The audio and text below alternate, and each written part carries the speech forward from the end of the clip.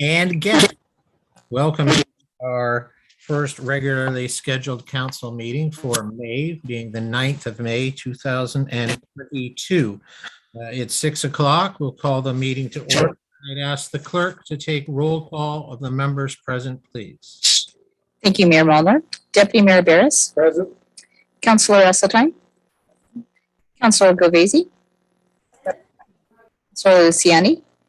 Present. Councillor Parker. Present. And Councillor Rosehart. Thank you. Thank you, Madam Clerk. Council, as a floor. Council City. I'm getting feedback, Madam Clerk, or others. Are you hearing me properly? You were cutting in and out there for a second. You were cutting in and out for a little bit, but You're hearing in and out. Is that correct? actually now you sound better now. Okay, thank you.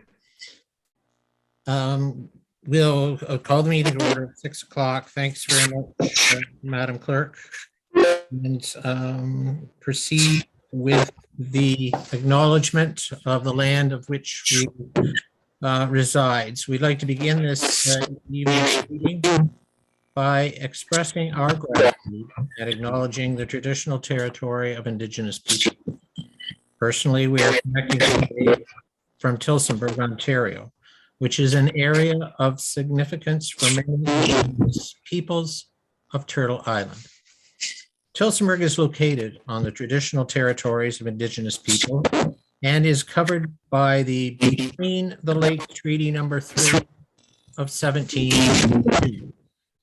So as we gather on this traditional territory of Indigenous people, dating back countless generations, we acknowledge the Anishinaabe, the Hawatarashani, and the Attawatarun peoples, showing respect for the long-standing relationships that Indigenous nations have to this land, as they are the original caretakers.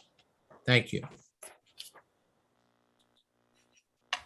In this hybrid format that Council has adopted, I do see everyone. I recognize you by show of hands as per normal. If you feel you're not being recognized, please indicate verbally and you will be summarily recognized. Resolution to adopt the council minutes of a council agenda for this evening. Councillor Esseltine, please. I don't know that my mic's going to work. But anyway, thank you, Mr. Mayor. Moved by myself, seconded by Deputy Mayor Barris, that the agenda is prepared for the council meeting of May 9th, 2022 be approved. Thank you, Councillor Esseltine. Any questions? We'll call that question. All those in favor? Opposed? Seeing none, the resolution is carried. I'd ask if there's any disclosure of pecuniary interest or general nature thereof for members present now that we have an agenda set for this evening's meeting. Seeing none, we'll proceed with the adoption of council minutes from both the 19th and the 24th meetings of April. Councillor Rosehart, you have that resolution, please. Thank you, Mr. Mayor. Moved by myself, seconded by Councillor Parker, that the minutes from the regular council meeting of April 19, 2022 and of the council planning meeting on April 24, 2022 be approved. Thank you. Thank you very much, Councillor Rosehart. Any discussion on those minutes? Any errors or omissions? Prepared to call that question. All those in favor? Any opposition? Seeing none, the resolution is carried. Just before we advance with the balance of the agenda this evening, Madam Clerk, I'm hearing people fine. Information I've received from the public is that they hear me fine, but I'm hearing a great deal of echo.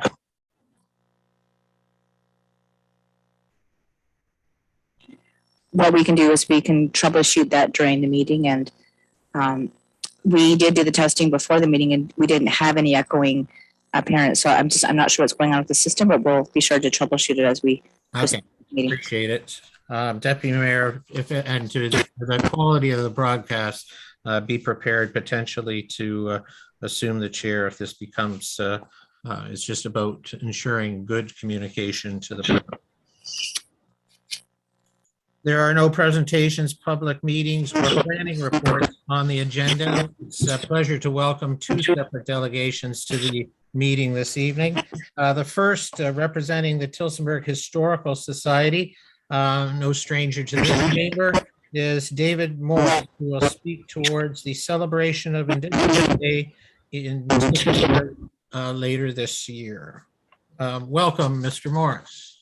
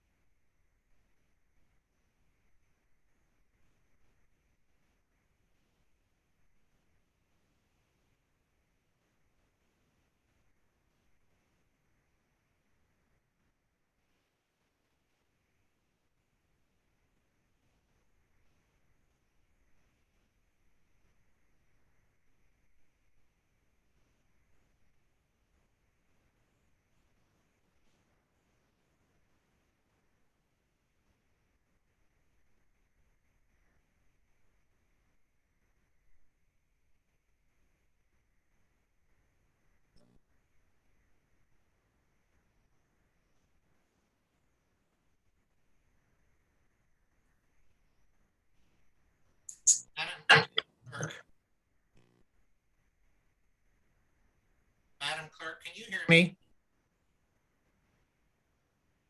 Yes, I can.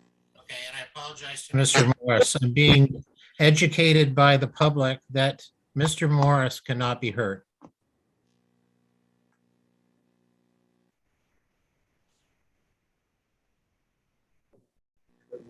Invite him to come to one of the microphones in the front. That might work best, if you don't mind, and you'll be on the camera too. Okay.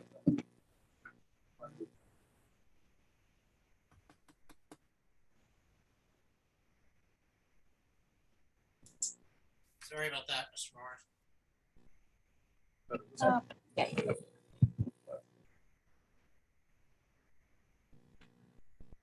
So I'm going to start over again then. So again, thanks council for giving me this opportunity to speak on behalf of the Tilsenburg District Historical Society. And the subject of the presentation today is about the Tilsenburg Iroquois Village, or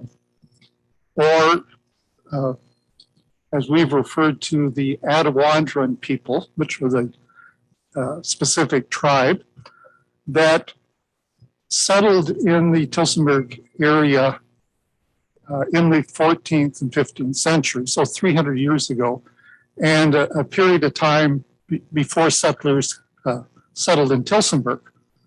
And of course, we're celebrating our 150th incorporation anniversary this year. The site itself is mainly where the soccer field is, and the map shows, the screen that's up now shows the site, and it includes the soccer field and the two properties on the Quarter Line Road adjacent to it, and was the subject of, as I mentioned, three digs.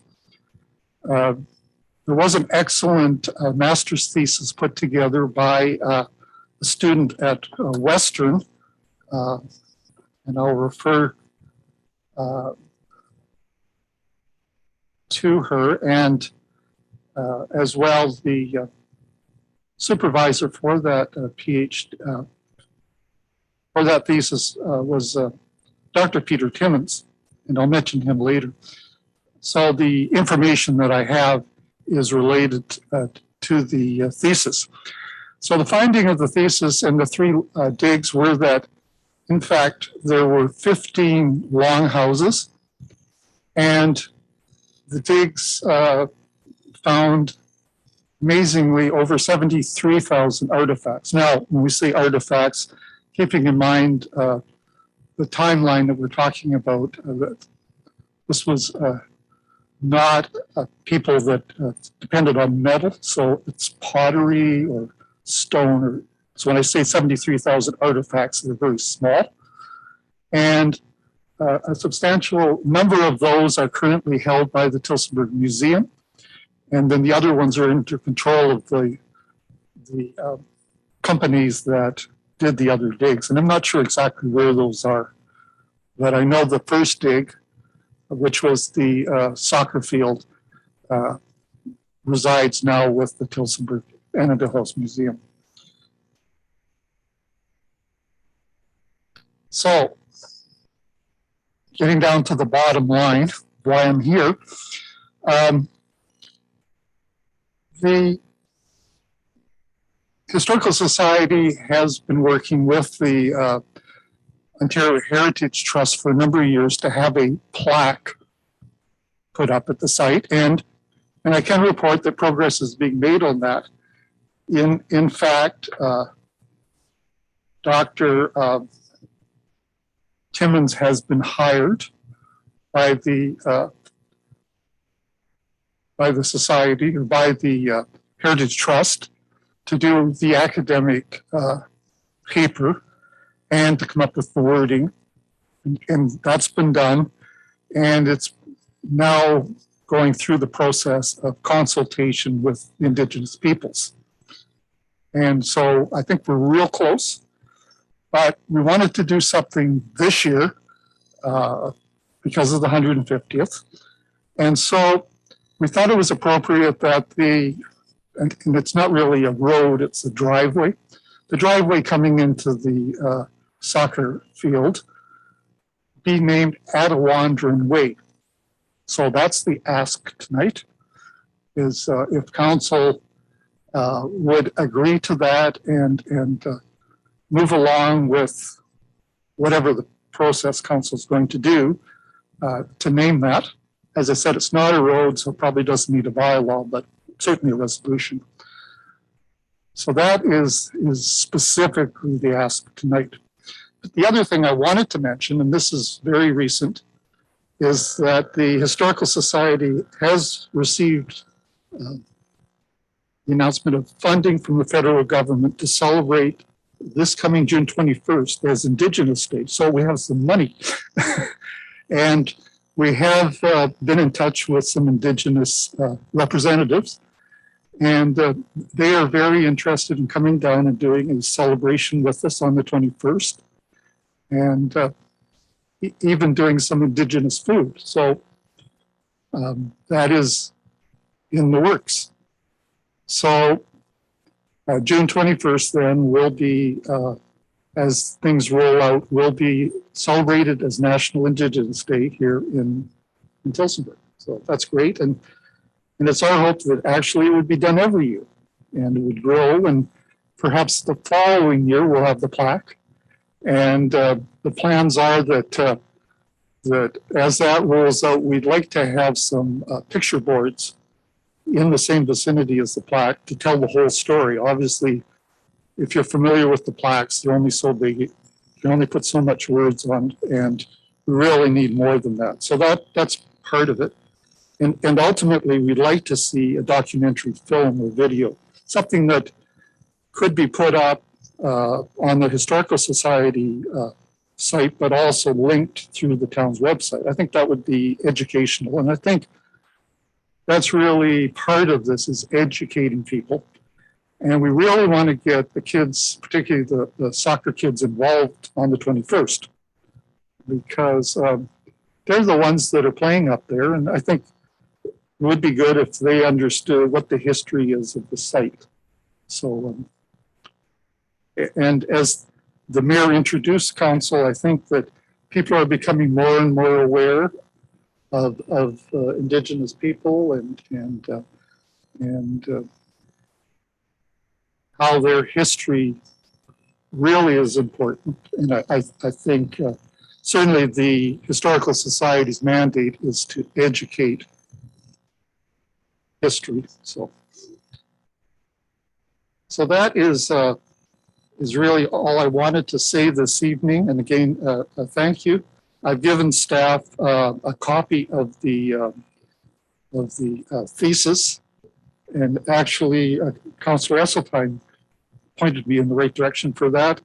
If you get a chance to read it, there's a lot of information there, but I found it really interesting. Thank you very much, Mr. Morris, and be prepared to answer any questions.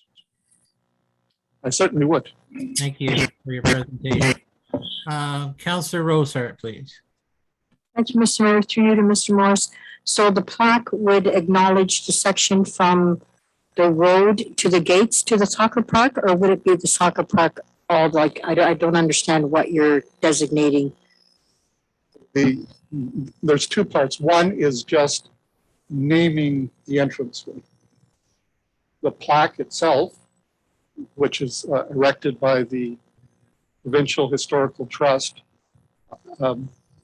We'd actually had discussions with the soccer club a number of years ago where that could go.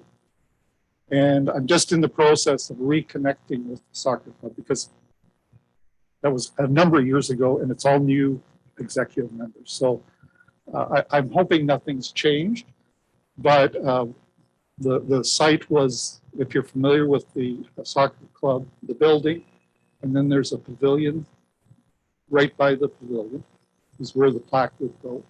And then ultimately the storyboards, there's room there for those to go.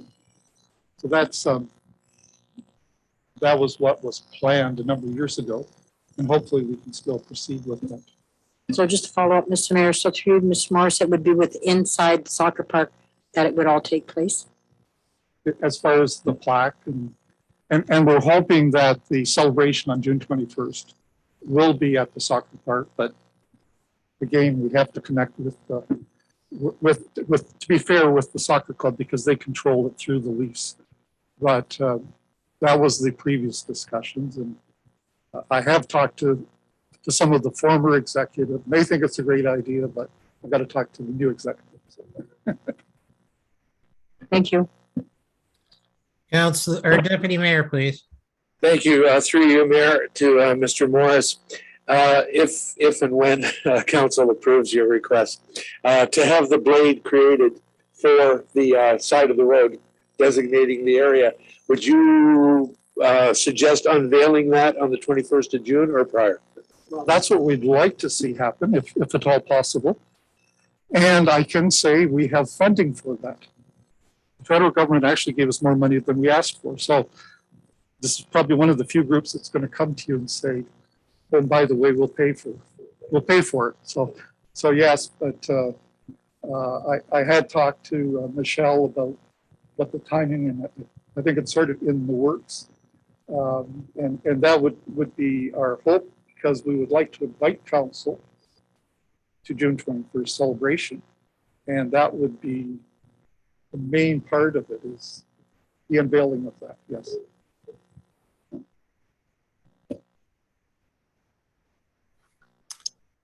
Councillor Esseltine, please. Thank you, Mr. Mayor, through you to Dave then. So are we looking at just like a basic street sign or something a little more showy? If we could get something a little larger, that would be great. But, that's really the town's call.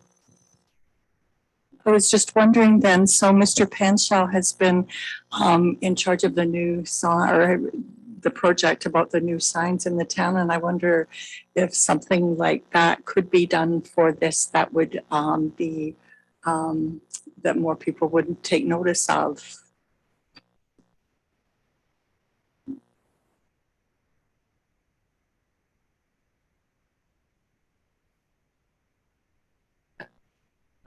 Through the mayor to Councilor Esseltine, that's actually a good idea. I think we'd be able to work with them and our design crew to see what we can do in terms of making this both attractive and fit within the brand standards for the town. So yeah, I think that's a great idea.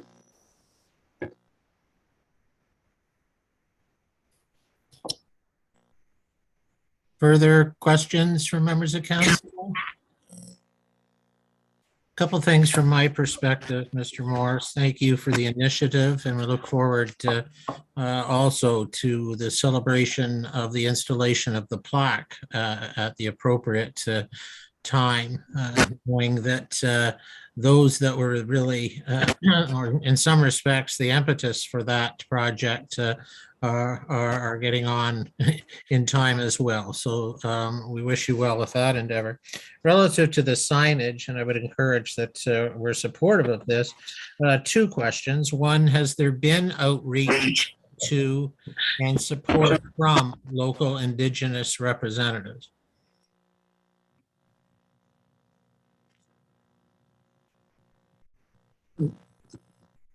I could answer that.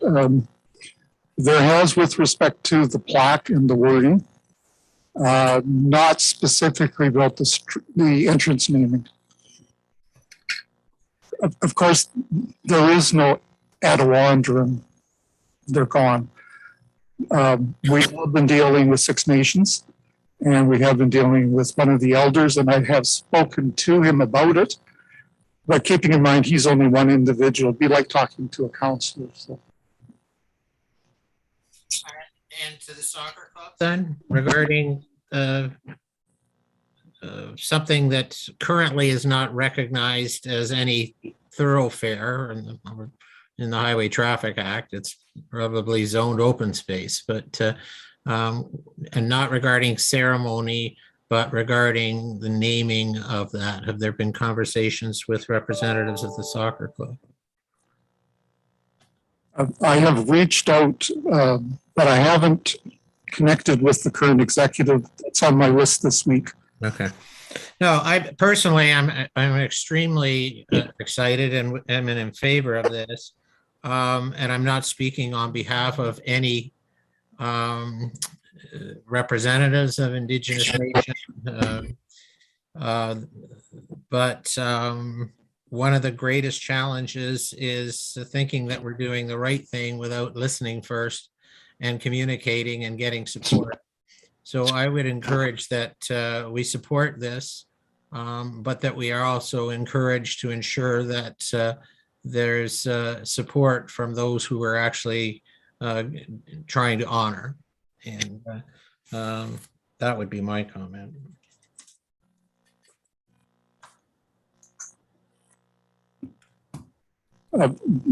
Just one final point. One of the things that reinforced the use of Attawandaron is the City of London has done the same thing in terms of the archaeological museum going in off of Wonderland, I believe it is, and they have signed that as Attawandaron Gate. So it seems to be something that is recognized. But certainly we can do whatever consultation. It's difficult though, and that's one of the problems that's slowing down the plaque. It's there's a number of different people different groups that have been involved in it. So we thought by picking Attawandaron, that seemed to be something that there has been recognition. Very good. Any final questions for Mr. Morris? Seeing none, as a prepared resolution, and I believe Councillor Parker, you have a resolution? Yes, Mr. Mayor, I'm going to read an amended resolution moved by myself and seconded by Councillor Luciani that the delegation from Dave Morris of the Tilsenburg Historical Society regarding the celebration of Indigenous Day in Tilsenburg on June 21st, 2022 be received as information, and that staff be directed to report back to council on the possible renaming of the entrance to the soccer park to Attawandaron Way by the May 23rd council meeting. And I'd like to speak to that, Mr. Mayor. Thank you. With comments that have been brought up earlier, I think that we need a little bit more information about the town naming a thoroughfare that's not currently named, because I don't necessarily know about the process of that. And this will allow for consultation about the signage as well to be done in that period of time. So, and hopefully staff will be able to get a report back to us by the next council meeting. Thank you. Further questions? Further questions or comments from members of council, please? Thank you, Councillor Parker. Any comments from members of staff relative to the timing? But I think you understand that if you're going to fabricate something, timing is potentially of the essence. Then we'll call the question. All those in favor? Opposed? Seeing none, the resolution is carried. Thanks again to Mr. Morris and the great contributors from the Tilsenburg Historical Society. Our second delegation today is Jason Catellis, and Jason will be speaking toward the request for exemption to the town's business license bylaw. Welcome, Jason.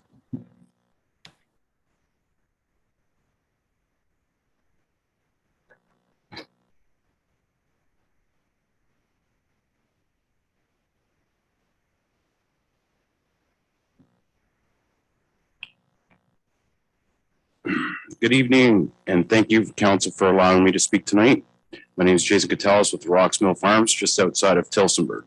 I'm here tonight to represent our future fresh produce store on 33 Oxford Street to consider a temporary exemption from Section 6.2 of the town's bylaw to let us start with a temporary structure outside the building. I believe that having a local fruit and vegetable stand downtown will only add to the attractiveness and enhanced retail services available, but it also serve to strengthen the town's connection to the surrounding rural agricultural area. As our town is experiencing a population boom, we have access to high quality fresh produce and number 2 varieties to give our residents a cheaper option when purchasing fresh product within close proximity to their homes.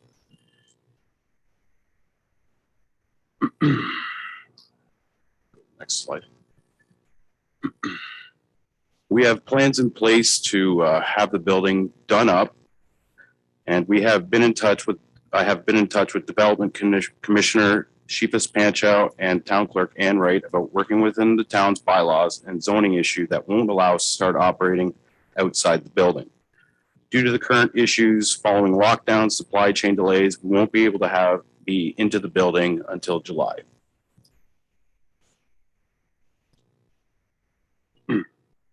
Since our store is based off selling in-season products, which starts this week with fresh asparagus, I would appreciate if council can look into allowing us to start outside with a heavy-duty, fully enclosed tent structure that will not be an eyesore and will be properly anchored to the ground and close enough to the building when strong wind won't carry it away.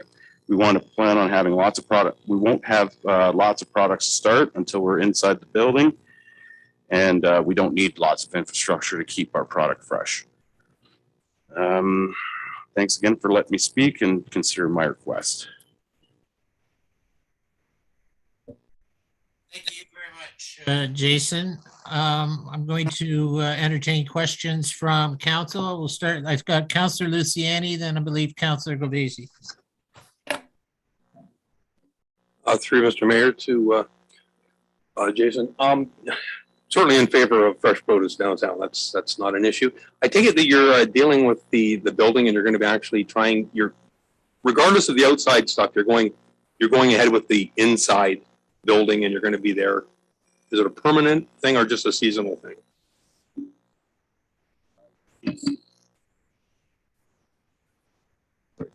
It'll just be seasonal for now, just to start out, see how it all goes without planning too far ahead.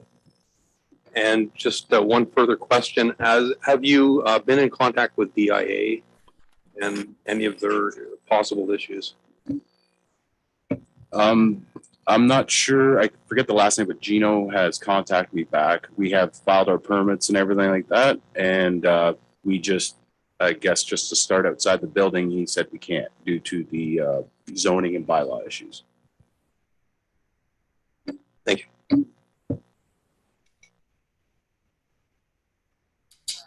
basically. I think I'm good. Through you, Mr. Mayor, to Jason. Quite frankly, like I actually don't understand why you're here, because I'm reading the bylaw, and the bylaw says that every owner operator of a fruit and vegetable stand shall obtain a license for each location to sell local produce only, and the area you're looking at is zoned special commercial or commercial, neighborhood commercial, central commercial. Yeah, that's what it is. And in this bylaw, it says a vegetable stand. So to me, a stand is not necessarily a building. So I'm just stating that, quite frankly, I'm somewhat perplexed. If you're going through the permit process, you're obtaining the license. I don't understand why you're here. And that's no fault of your own. I'm just stating my opinion. Thank you.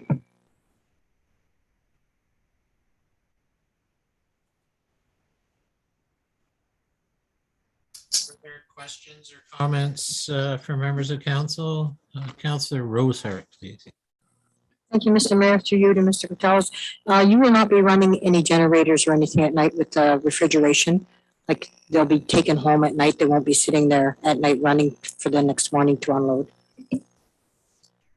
No, we have access to inside the building. We just want to put a refrigerator inside there so whatever products we have left over can just stay there, but it'll be inside locked. Nothing will be left outside. It's just the floating structure itself.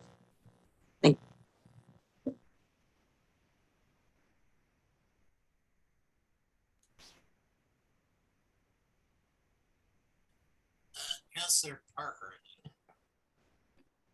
Through you, Mr. or Mayor Molnar, to Mr. Catellus. First, thanks for coming today. I think that this is a great idea. I think this is very beneficial to the downtown, and thanks for coming, because I'm in full support of this.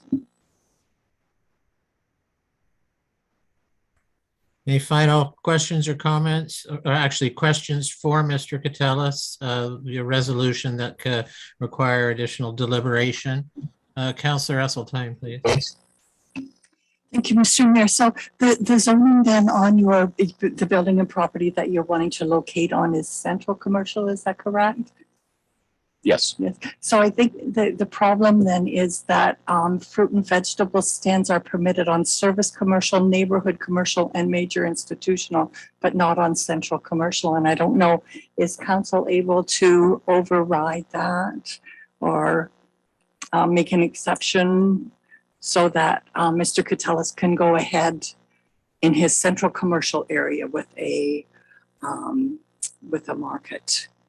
Okay, there was a resolution that will come to the floor. Is either, well, the clerk or Mr. Van Hellewen or other that would be able to respond to that question. But we will, I'll turn to you first, Councillor Esseltine, when we get to the resolution. These are the questions for the delegate right now. Unless you want a response from the delegate regarding that particular question.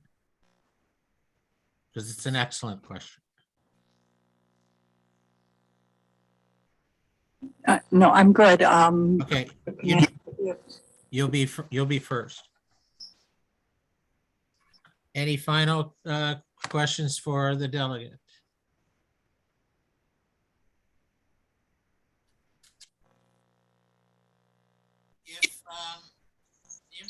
Mr. Catellus, excuse me, you mentioned that timing is imminent.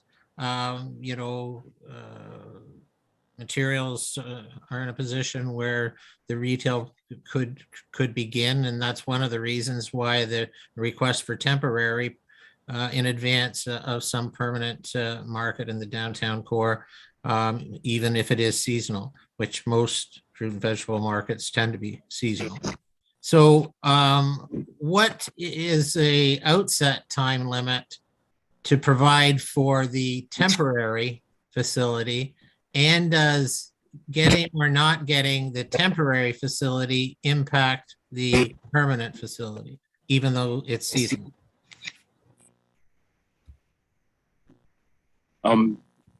If we can start within the next week or so, the structure we have available it can be set up pretty quickly.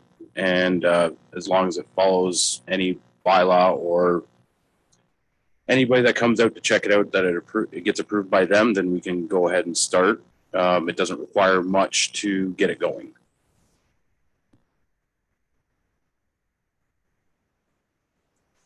But if it can't be started in the next, say, let's just say a couple of weeks, how long before your permanent, I'm going to call it permanent part-time, but permanent seasonal facility is operational?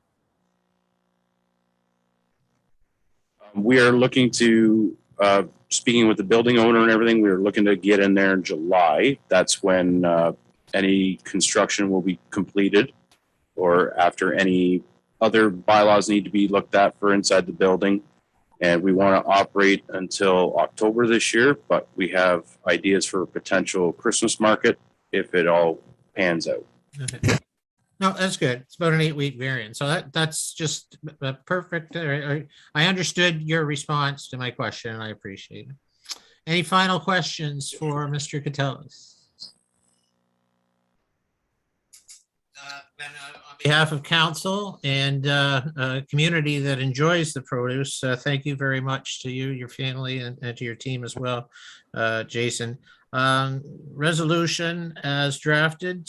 Councillor Luciani, do you have resolution?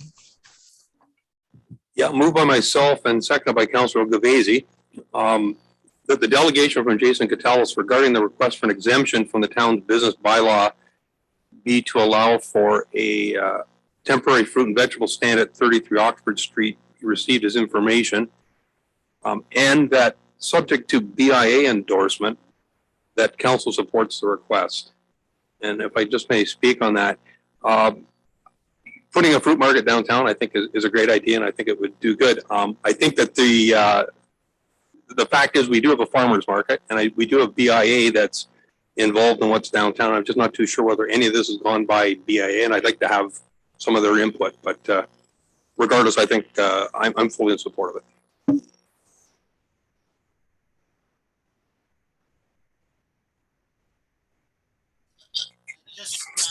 Thank you, and I'm just dawning on me the history of your surname relative to fruit and vegetables in the downtown core. Madam Clerk, do you have the resolution as it was introduced with the addition at the end? Just maybe just after as information, just so we're all on the same page. And that's subject to BIA endorsement, that council endorses the request. Okay. Councillor Esseltine, please. So I guess I was asking earlier than Mr. Mayor, if it's possible for council to override the bylaw in this instance. And so would there be somebody who can speak to that?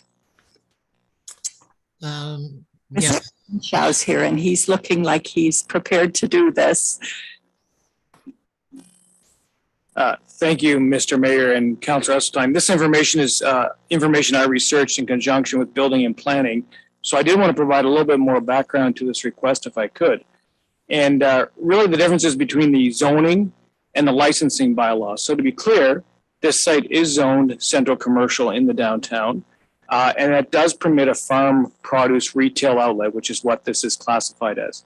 But the town's business licensing bylaw does not permit a stand in that in the central commercial zone as per section 6.2.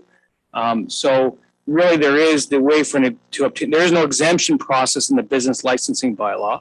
So subject to the clerk correcting me in any regard, the council has to make the determination with respect to any exemption in that bylaw. So that's why we're here today. I hope that answers your question. So any motion for this would have to include that information that you're saying. No, okay. And I've got Councillor Gavesi, but just before we moved, I think it's Councillor Gavesi, before we move to that, could the clerk comment then with the recognizing the resolution that's on the floor and the business license process as just introduced by Mr. Panchow. Is the resolution in its wording sufficient to provide the delegate with his expectations, subject to the terms of the resolution? Or does it need to be more complicated than that? I don't think it needs to be more complicated than the recommendation that's currently for. Okay. No, that's good. Councillor Gavesi, please. Thank you. I can't support the motion as written. I'm the seconder and I can't support it. The BIA does not determine what businesses can come into town and cannot. It's free enterprise. So I won't support it going to the BIA. That's for that reason. And also for the other reason is it'll be way too lengthy. So the BIA meets the third Wednesday of the month, and then we're just going to delay Mr. Catellus' venture.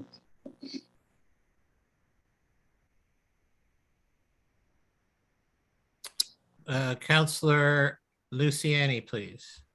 Just amendment to the motion on the floor that it be received as information and that council endorses the request. May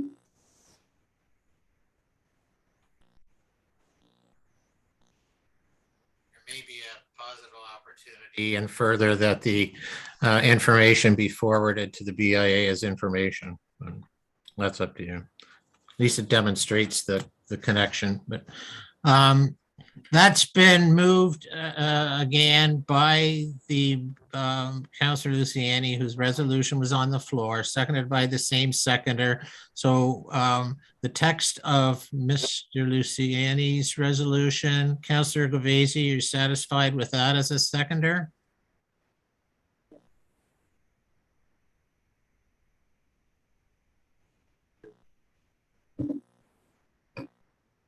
Yes. Okay. Madam Clerk, can you introduce Councillor Luciani's recent resolution, please? Yes, so following the receipt of the delegation for information only, and that council endorses the request. Okay. Very straightforward to that. We will call one more time for questions. See, Councillor Rosehart, please. Thank you, Mr. Mayor. Through you to the clerk. So when will this take effect then? Following the council meeting, upon approval.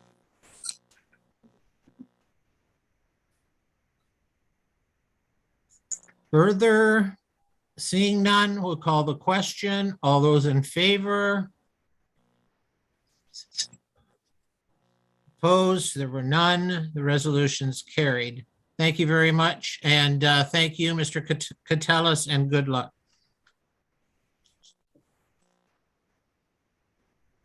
There are no deputation on committee reports. Any brief comments relative to COVID-19 that anyone is in a position? Any questions you'd like addressed or answered? It'd be brief in my summary comments, and they all fall from a May 5th meeting of the Southwestern Public Health Board. And I just, as I said, would be brief, but the open reports from the Medical Officer of Health, Dr. Nin Tran, at his second board meeting, has brought a very comprehensive summary regarding coronavirus, COVID-19 over the past 2+ years. Highlights that we are currently in the 6th wave of COVID-19, is dominated by the Omicron BA.2 variant. It's characterized by extremely high rate of spread, leading to notable levels of infection, absenteeism, illness, and incredible increased hospitalization in the community. And a particular note, this current wave and its resulting absenteeism across sectors are drastically impacting recovery efforts. It's also impacting operational aspects at various areas within the community. The public health and the region's role in the management of COVID-19 remains clear. And in the words of the MOH, We will continue community-wide vaccination programs for people on a regular basis. We will continue to promote appropriate public health measures to manage COVID-19. Example, wearing a mask indoors, since COVID-19 activity is currently very high, and we will continue to explore and support COVID management opportunities such as assessing and considering physical spaces that support physical distancing and good ventilation. From the CEO of the Board of Health, Ms. St. John, her comments focus primarily on upcoming and the sustainability of COVID-19 vaccination clinics, primarily heading into the fall when we get back into anticipated increased demand based on people moving back inside. The St. Thomas and Woodstock stationary clinics are still open on Mondays, Wednesdays, and Fridays.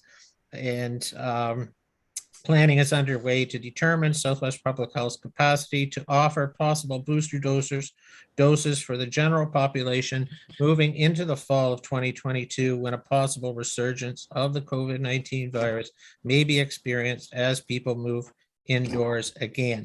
The only supplementary subjective comment is I would encourage that the town and the resources we have remain a part of the opportunity for clinics here in Tilsenburg for the benefit of our residents and those in our community and region.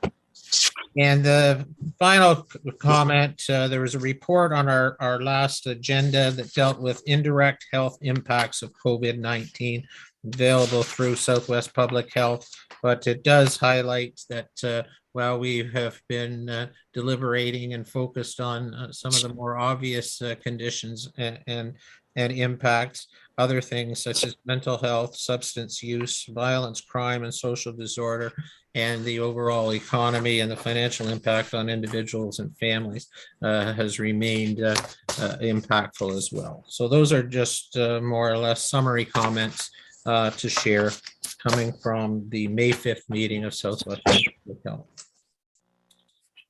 We move to informational items. There's a correspondence from the Solicitor General. And Deputy Mayor, you have a resolution. I do. It's moved by myself and seconded by Councilor Rosehart. The council receives the correspondence item from the Solicitor General dated April 22nd, 2022 as information. Thank you, Deputy Mayor. Are there questions regarding that correspondence from any member of council? Deputy Mayor, please. Mayor, I'm just going to take a minute, if you don't mind, to read the highlights of the PAWS Act, the Provincial Animal Welfare Services Act of 2019, which has been amended.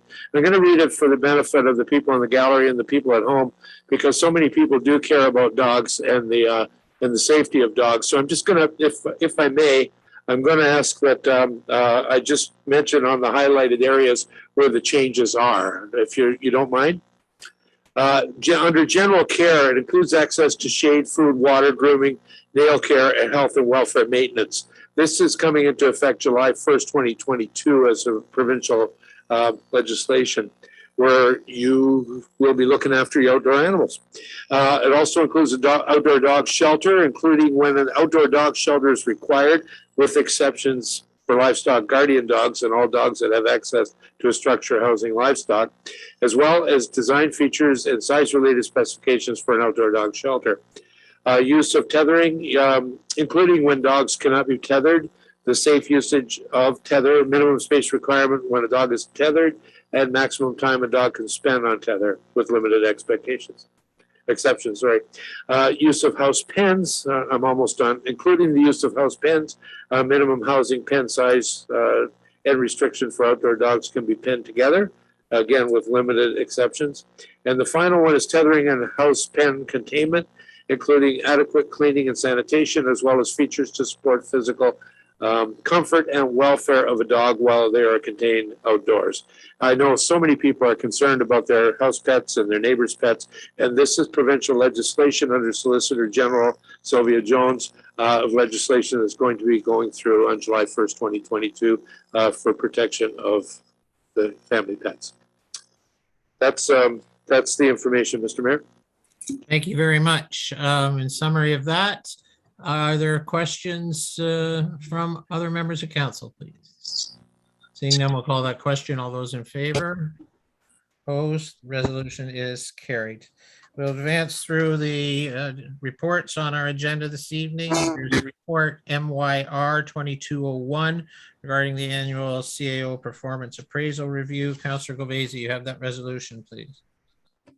Moved by myself and seconded by Councillor Parker, that council accepts the recommendations as contained in report MYR 2020-2201 CLD, performance evaluation review for the CAO for the period ending December 31st, 2021, as information, and further, that council endorses the updates for 2022 goals and objectives as contained therein, and further, that subject to the satisfactory review by council, that the CAO's remuneration be subsequently adjusted to an annualized salary as referenced in report MYR 22-01 CLD, and further that direction is given to the manager of human resources to implement the direction of council as at January 11th, 2022, and further that the CAO Performance Appraisal Committee continue to work with the CAO to advance additional options for future appraisals, with recommendations being forwarded to council for consideration prior to the end of August 2022. Thank you, Councillor Govesi. And again, I'd like to thank Councillor Govesi, Councillor Parker for their commitment on the working committee as appointed by council, and by council for their excellent assistance in the overall program. Are there any questions? We'll call that question. All those in favor? Opposed? That resolution is carried. We move to staff reports under economic development. There's a report to be received as information, EDM 22-12, regarding 301 Rokeby Road site development. Councillor Parker, you have a resolution, please? I do. Moved by myself and seconded by Councillor Luciani. The council received report EDM 22-12 301 Rokeby Road site development regarding AJ Smith drain relocation as information. Thank you, Councillor Parker. Discussion for members of council? I'd like to speak to that, Mr. Mayor. Yeah, please, Councillor Parker. Through you, Mr. Mayor. First off, to CFIS, thank you for bringing a report back. The information in there, especially moving the drain another 5 feet back, is appreciated. The one comment that I do have to that is that I think the damage is already done with them already pre-digging the drain that's there. They've wrecked all the roots and all the trees along that line, but any space that can be gained is space that's good. So those are my comments on it, and thank you. Other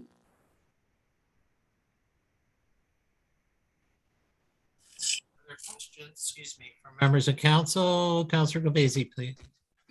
Yes, Mr. Mayor, to CFIS. So we're receiving this as information. What is the next steps with regards to this drain? Through the mayor to Councillor Govesi. So we will be bringing, of course, the clerk had the report on regarding the municipal drain. My understanding is that that report will be put back on an upcoming council meeting agenda, subsequent to it being circulated again to the neighbors in the area, which is a standard requirement under the Drainage Act. So I'm not sure when that will come back, but as soon as those notification requirements are met, it will be back on council's agenda. In the text, thank you for the question. Page 32 of 226. Based on the satisfactory review of the current site conditions, it's staff intent to bring forward the municipal drain report regarding the AJ Smith drain as prepared by Spreed Associates at the next council meeting. How does that balance with what you just referenced? Yes, so the report is not accurate. What I just stated was accurate. It'll be circulated as the next possible council meeting will be more accurate. And that's fine. Then can I turn very briefly to the clerk and look for a confirmation of process on the relative to the fact that a public meeting was held. So, and called to order, public meeting held, comments were made. Do I understand then, maybe I should just let you walk through the experiences, but what is anticipated from the Drainage Act relative to the fact that the public process has already been engaged on an area that has a council-approved site plan on it?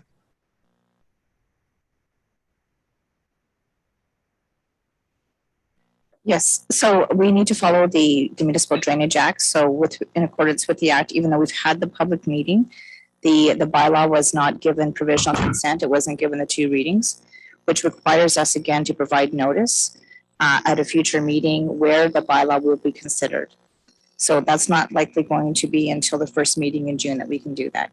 And that's in consultation with the municipal engineer from Streets and Associates as well, just to confirm the process. And I know I was not, for technical reasons available. I would have encouraged the 2 readings and hold off on the 3rd, because now we're finding that we're ultimately potentially slowing down the development, not with absolute full respect to the process and the public engagement. What's stopping council giving notice now that 2 readings of the bylaw will come forward on the 24th of May? There are notice requirements under the Drainage Act, so it's between 14 and 21 days. I just don't have that. Okay, no, yeah, that's not a fair question. Okay. And just to reconfirm, the work done and the due diligence taken to have a public meeting with notification, because a bylaw was not read, and I'm not suggesting that it wasn't approved, but it wasn't introduced for even advanced readings, means that the cycle of needs to start all over again. That's correct. Okay. Anyways, thank you. Any final questions from members of council? Councilor Gavesi, please. Thank you. Through you, Mr. Mayor, to Cephas. So in the interim, before this goes through the complete process, has work stopped on the drainage, and will it remain ceased until the approval process goes through?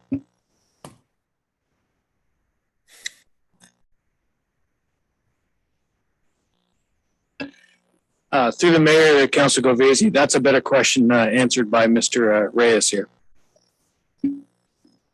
Thank you to you, Mr. Mayor, to Councilor Govesi. After our previous council meeting, staff went to the site to complete an investigation. It was noticed that the contractor started construction without a building permit. And at that time, they were advised to stop any construction until further direction. And also the day after, our CBO provided a notice to stop any construction. So that's what is happening right now. They are not allowed to do any construction until they are provided for the notice from our CBO. That is going to happen when all the conditions for the site plan application have been received to the satisfaction of the town. So we are working on the details. And we can advise council when the building permit is ready for that facility. Councilor Gravesi, did that answer your question? No, because I'm aware of the building part of it, but I don't believe that the drain is part of the building permit, unless I'm mistaken. No, I was unclear by the answer addressing the drainage issue. So to you, Mr. Mayor, my understanding is that the drainage component is also included as part of the site plan application. So the construction work required to move that drain is also included as part of the drawings that were provided by the engineer. So even though it's a different process, including that additional drainage is in the site plan application. So we were planning to do everything at the same time. So to have the site plan approved, the same time, the municipal drain relocation was also approved by council. What we're gonna do is put that on hold until until the municipal drain is endorsed by council. Are there any further questions for members of council? I would just, in the spirit of public engagement and also the expectation that developers also have to do due diligence and follow the right process. But we're open for business here. So I would say collectively, let's find a way to expedite while protecting the integrity of the neighborhood and the neighbors, but to remain true to the fact that council did give direction on a site plan, and that we are in a position to welcome a positive investment to the community when done properly. So, and we will call for the question. All those in favor? Opposed? Resolution is carried. We continue through to additional reports on your operations and development. This is OPD 2216. There's a supplemental report from staff regarding the County of Oxford Water and Wastewater Service Delivery Review. The prepared resolution here. Did you have any summary comments, or is there a presentation, Mr. Reyes? Or just answer questions. No, there is no presentation at this point, but I'm here to answer any questions from council. Councillor Govesi, please. Moved by myself and seconded by Councillor Parker, the report OPD 22-16 County of Oxford Water and Wastewater Service Delivery Review be received as information. And further, that the council of the town of Tilsenberg strongly opposes the consolidation of water and wastewater reserves which have been filed through fees paid for by Tilsenberg users. And further, that the council of the town of Tilsenberg support the status quo and does not support the recommendation of option A by GM Blue Plan for reasons stated in report OPD 22-16. And further, that staff comments from report 22-16 be submitted on behalf of the council of the town of Tilsenberg to Oxford County Council for review and consideration. If I may speak to this. Thank you. Thank you. Through you, Mr. Mayor, to Director Reyes. I actually don't have any questions because I felt that the report was very well written, and the report itself answered a lot of questions or concerns that I had. So I just wanted to point that out. The second thing is, obviously, when I first read the GM Blue Plan report, it kind of a lot of alarm bells went off. Number one being the reserves. The town of Tilsenberg, I believe sewer and water, I don't have it right in front of me, but it's close to between $16 and $18 million in reserves just for the town of Tilsenberg. And the town of Tilsenberg paid a surcharge for many years as well to build those reserves up, and they need to remain in the town. And I would hope that staff will send a strong message on behalf of this council, and that the county councilor as well would also carry that message forward to county council. Thank you. Further questions, comments? Councillor Parker, please. Through you, Mayor Molnar. First off, I'd like to thank Director Reyes for the report. I think it was very well written. We as a council need to take a stand and make sure that the ratepayers in Tilsenberg are protected. I think that we need to use strong words and make sure that the rest of County Council knows that the way that we feel about this. Those are my comments. Thank you.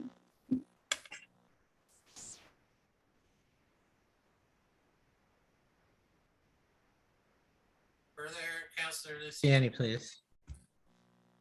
Through Mr. Mayor to Councillor Govesi, I'm just wondering whether a slight amendment to the status quo is changed to the status quo plus, because status quo right now isn't suiting the town, and it would, I don't think carrying on status quo is where we want to go. At minimum, I think we would want to go status quo plus, or work towards something else.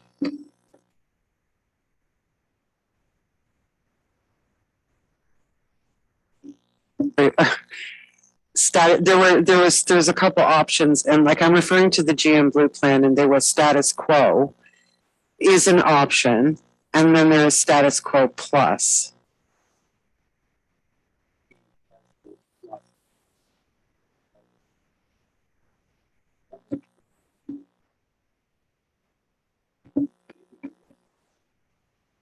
Okay, I think I understand what you're saying. I think that there was a request from Tilsenberg for 2 additional people, but it got turned down. And that would have to, through you, Mr. Mayor, to Director Reyes, would that request have to be made at budget time again? And would it be helpful for me to change this to status quo plus? Through you, Mr. Mayor, that is correct. In the report presented by GM Blue Plan, they also analyzed fourth option, which is called status quo plus. In that option, they are acknowledging that Tilsenberg is understaffed and that they would provide the budget necessary to retain 2 additional water operators for the town in order to increase the level of service. So our recommendation is that we go with the status quo plus. Thank you, Councilor Luciani, for pointing that out because I missed it. So I appreciate that. I agree with that amendment.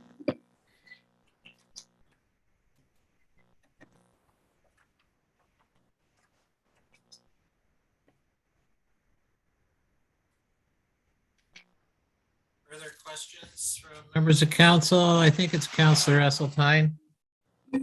Thank you, Mr. Mayor. Through you then to Mr. Reyes. So am I correct in thinking that this status quo plus hasn't been well developed, I think, in the report, and that there may be additional benefits to the town if we go that route in addition to additional employees. But it sounded both from the report from Woodstock that the mayor provided to us earlier today, as well as the information that we had prior, that the status quo plus option hadn't been well developed and there was still lots of potential there for additional benefits to the town. Is that correct? Yes, Mr. Mayor, that is correct. That was an option that was included at I think the last month of the study. Was provided to them that Tilsenberg, the way that we are operating right now, as showing in the report that I presented to council, we are understaffed. We had the lowest ratio of pipes per operator, services per operator. So we are in a difficult situation here. And it was provided to them that we need a different type of model that increases the number of operators for the town in order to increase the level of service that we provide. So it was no, they didn't have too much time to consider that option, but what is included in the report at least is sufficient to start that as part of the renegotiation of the contract that we have with the county.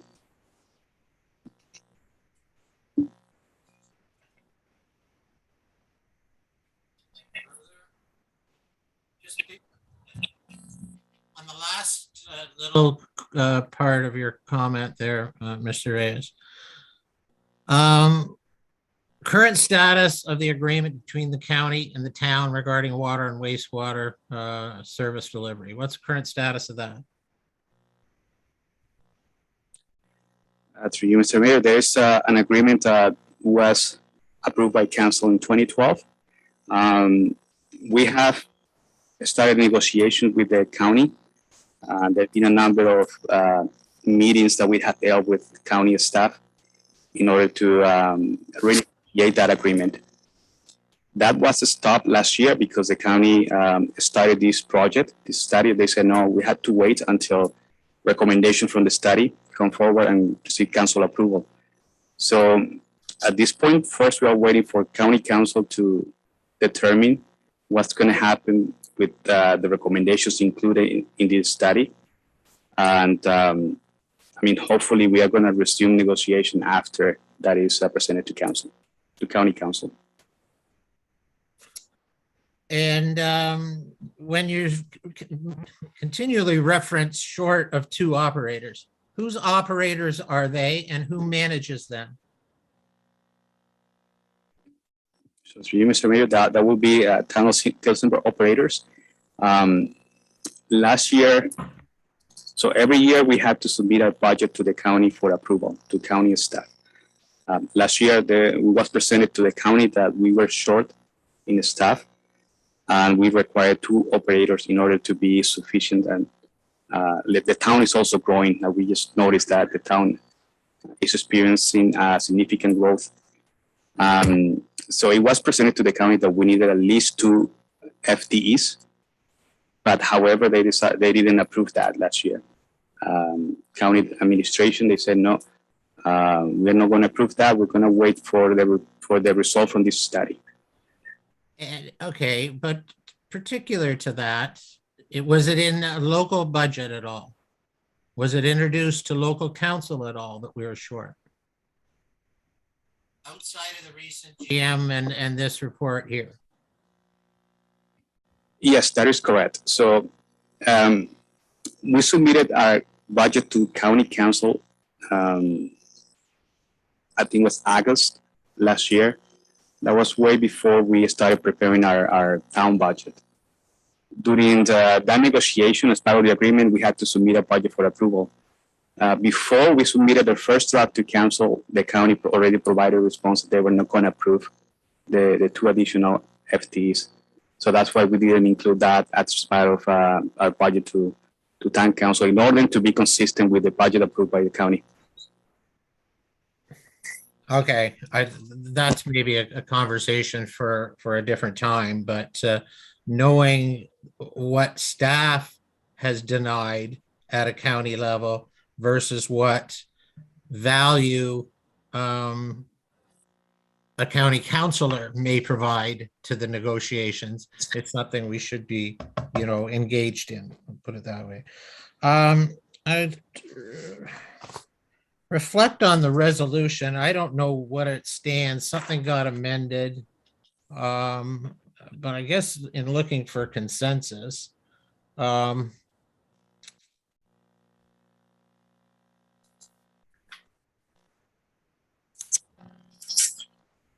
The only difference between what's written and what you're asking for is it's status quo plus. is good or bad? The only one we've eliminated is option A that I see in the resolution. Further, that council of the town of Tilsonburg supports the status quo and does not support option A, which is an entire takeover, maybe a bad choice of words, by the county of Oxford for water and wastewater responsibilities. That's how I read that. Councillor Govesi, as the author. The motion was amended, which chooses status quo plus, which was in the GM Blue Plan. And in the GM Blue Plan report, that report is recommending to county council option A. So this is council was asked to provide comment to the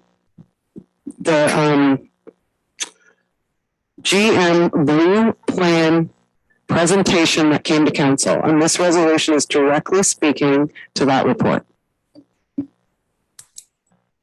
I concur. I'm still trying to figure out what the third bullet, is that where the amendment was made in the third bullet point? Yes. Okay.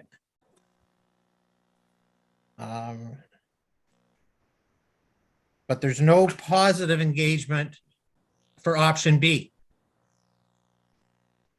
in any of this. I don't see it yet. I'm concerned about that because status quo, I hear, isn't working. Status quo plus is just the county's interpretation of how they potentially can add, various things on. I don't go back to the expectation in the report. What is the recommendation of staff and our senior leadership team relative to the options? A, B, C, or status quo plus? Or none of them? Thank you, Mr. Mayor. The recommendation from staff is that the council endorses status quo plus.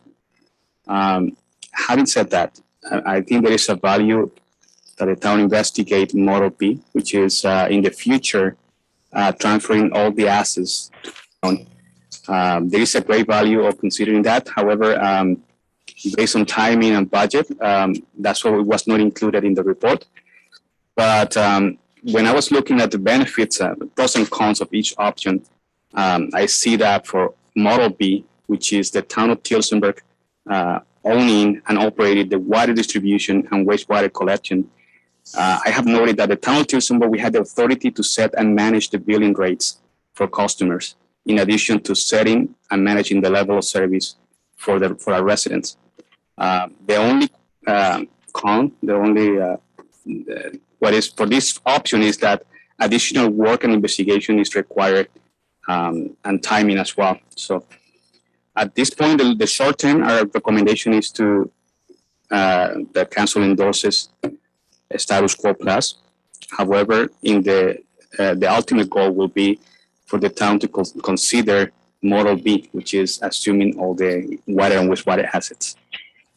And that's what I read in the report, but I don't see it in the recommendations. That's why I'm asking the question. And it was actually subsequent to why the report was being written, coming from an earlier resolution of council, that one of the expected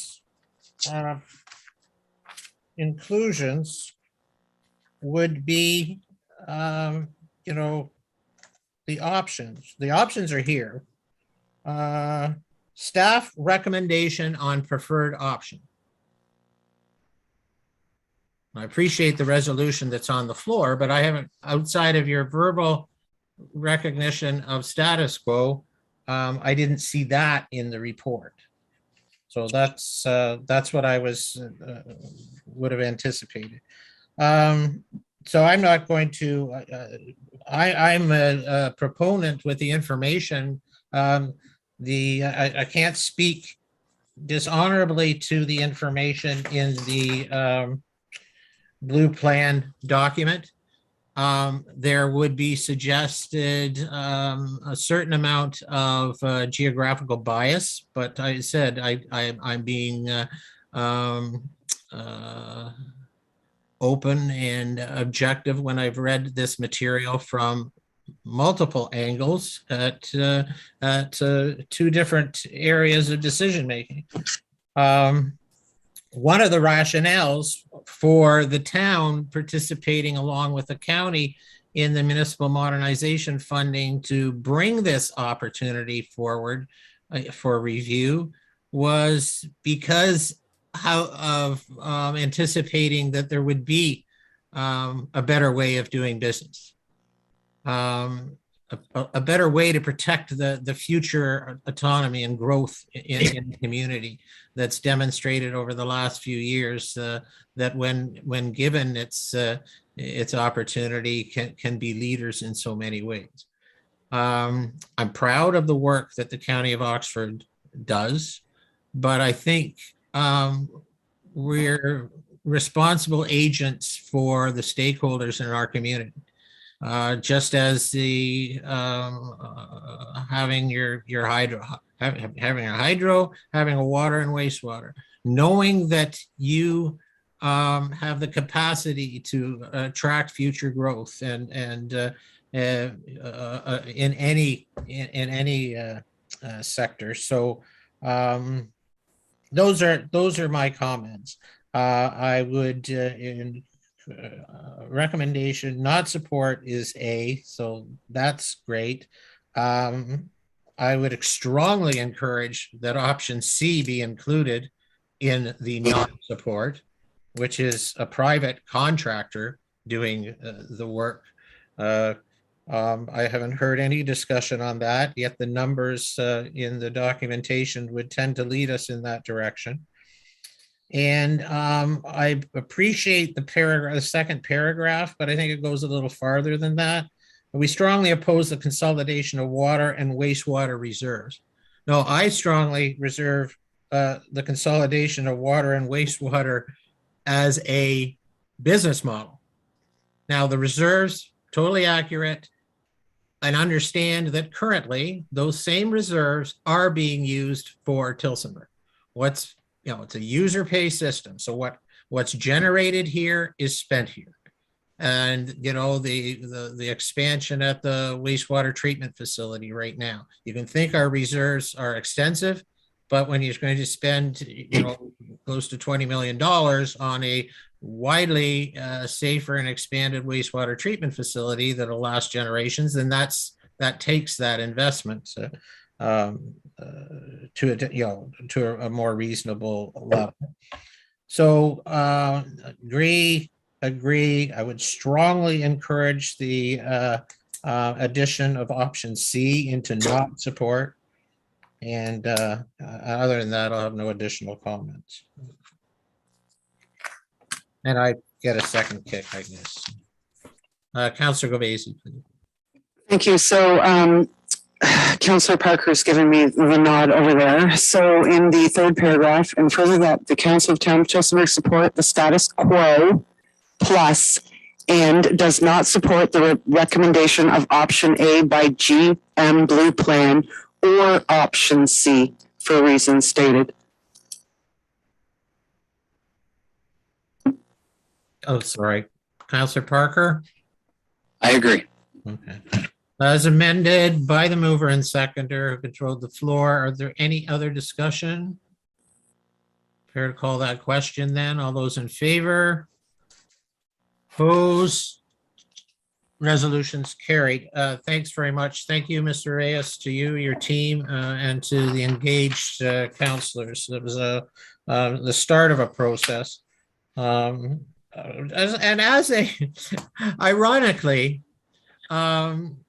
going back to the Watson and Associates financial and the service delivery review model, and Mr. Pratt, I'm not putting him on the spot, but he did an excellent comprehensive report back to council relative to the governance issues through the Municipal Affairs and Housing, and when the report went out on behalf of the 9 municipalities, meaning the county and the 8 lower tiers, water and wastewater was not recognized as a priority. And all of a sudden, because the Municipal Modernization Funding was available, that we've walked down that path. We've probably learned a lot, and I think if we can all concentrate on continuous improvement, then it will be to the benefit of those. And the only further comment I'd make is that it probably can be sent prior to the end of May, which I believe is the expectation by the county. And we continue on. So no further departmental reports, nothing under new business. There's consideration of committee minutes though. Councillor Esseltine, please. Thank you, Mr. Mayor. Moved by myself, seconded by Councillor Luciani, that the following committee minutes be received as information. Recreation and Sports Advisory Committee meeting minutes of April 13th, 2022. Memorial Park Revitalization Advisory Committee minutes of April 20th, 2022. The Museum Advisory Committee minutes of March 31st, 2022. And the Boundary Adjustment Committee minutes of April 19th, 2022. Thank you, Councillor. Discussion? Seeing none, we'll call the question. All those in favor? I just want to, was that in favor, Councillor Esseltine? I was going to ask a question. Can I do that? No, please. I go ahead, please. Thank you. With regard then to the Recreation and Sports Advisory Committee meeting, there's talking there about a review survey to be, and I wondered who the target group is for the review survey. And I don't know if Councillor Parker, you're on that committee, if you could address that. Yeah, I can definitely address that. This was brought up by staff to the committee, just informing them that they were putting it together. The target will be all recreation users in the community. It will be open. I believe that they were going to do it through SurveyMonkey to compile information and see where the focus needs to go over the next few years with the recreational facilities. There were like discussions about upgrades to tennis courts, stuff like that. That's where a lot of the stuff that needs to see infrastructure improved or addressed, and see if there's stuff that isn't being used anymore that has kind of cycled out. So that's where they're hoping to get that get information about that from there. Would this be a survey that would be open to the entire community, perhaps on the website? That was my understanding, is that it was going to be available to all the public. Thank you. Thank you, Mr. Mayor. No, excellent. Good question. Thanks for the response, Counselor. We'll call the question. All those in favor? Opposed, resolution is carried. And we will move to notice of motions. One pre-circulated. Counselor Govesi with a seconder. The floor is yours.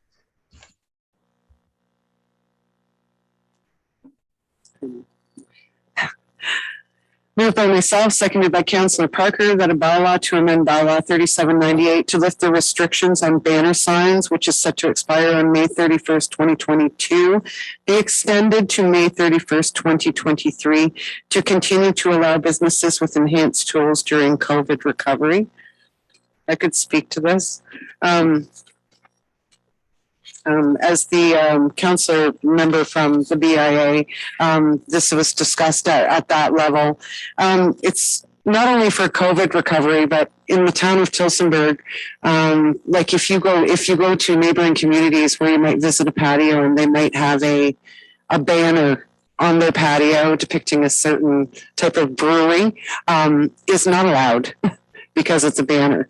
So I know that we're going to have more discussions at the BIA and hopefully bring something to council in the future. But just in the interim, this is an extension of a something that we did during COVID, and it will still help some of the businesses downtown. There's only a couple.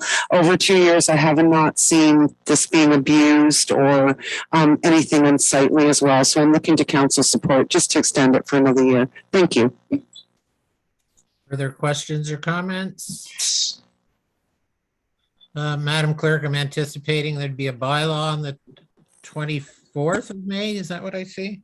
That's correct, yes. Okay, and that it'll just come as a bylaw, no covering report, unless there's someone, I guess, in the management that thinks something needs to be brought forward. I think it's excellent. The one thing I would do is encourage that maybe it's the impetus for additional conversation.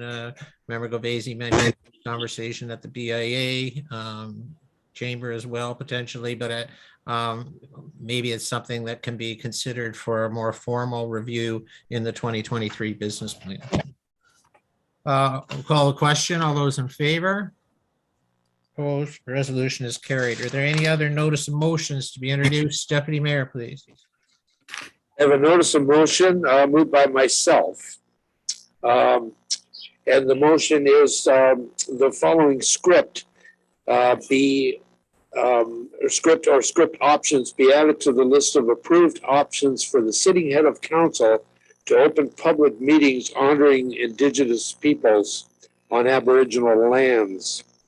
And I have a sample of a script here that I would like to read for the sitting head of council to open. We begin today's meeting by acknowledging that we are meeting on Aboriginal lands that has been inhabited by Indigenous peoples from the beginning. As settlers, we are grateful for the opportunity to meet here, and we thank all generations of peoples who have taken care of this land.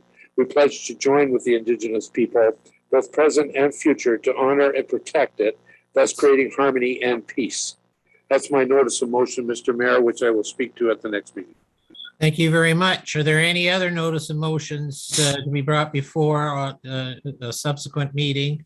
Notice that our next meeting is the 24th. It's actually a Tuesday at 6 o'clock. Seeing none, we will move to bylaws. The only bylaw on this evening's agenda is the confirmation bylaw. Councillor Luciani, please. By myself and seconded by Councillor Esseltine, that bylaw 2022-037 to confirm the proceedings of the council meeting held on May 9th, 2022, be read for first, second, third, and final reading, and that the mayor and clerk be and are hereby authorized to sign the same and place the corporate seal thereunto.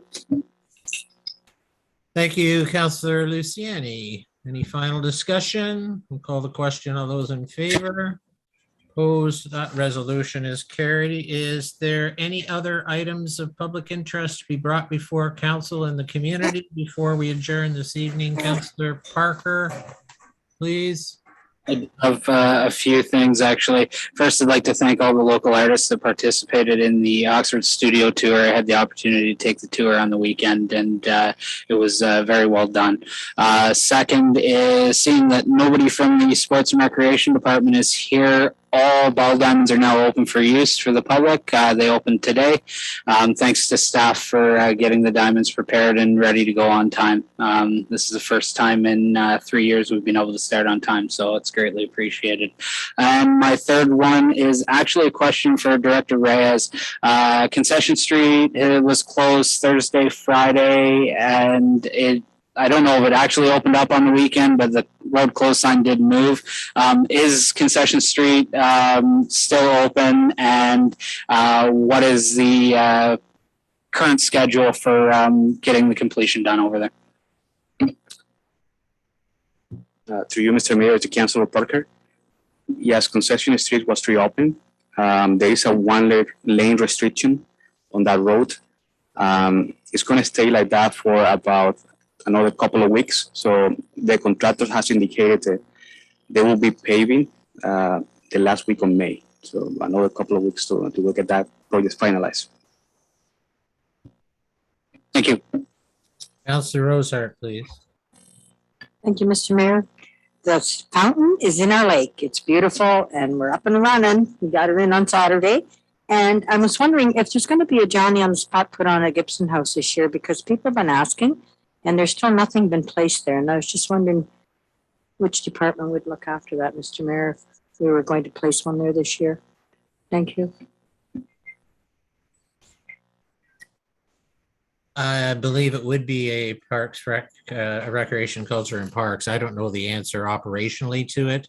Perhaps we could get a commitment that your question will be addressed by a team member in that department and circulated to all members of council. But it's a good question.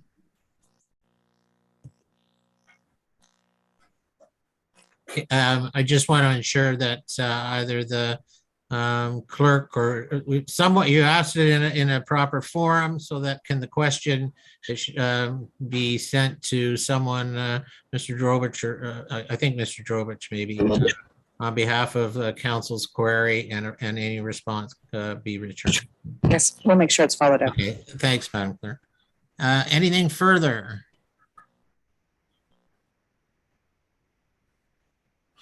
Seeing none, we'll call for adjournment. Councillor Parker, you have that resolution, please. I do. Moved by myself and seconded by Councilor Rosehart that the council meeting of May 9th, 2022 be adjourned at 7:33 p.m. Thank you very much, Councillor Parker. All those in favor? Opposed? Resolution is carried. Thanks everyone for your attention, to our guests who are on as delegations earlier this evening. And reminder that our next council session at 6 o'clock will be on Tuesday, May the 24th. Thanks everyone. Have a safe evening.